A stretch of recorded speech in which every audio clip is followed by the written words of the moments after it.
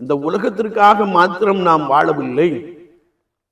இயேசு கிறிஸ்துவின் இரண்டாம் வருகை எதிர்நோக்கி காத்திருக்கிறவர்களாக நாம் கர்த்தருடைய பார்வையிலே உண்மை உள்ளவர்களாக, துப்புரவு உள்ளவர்களாக, இடரலற்றவர்களாக, நம்முடைய அன்றாட வாழ்க்கை மற்றவருடைய பார்வையிலே இடரலாக காணப்படக்கூடாது.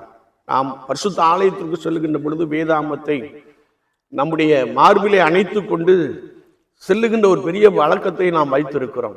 நல்லதுதான், மிகவும் சிறந்ததுதான்.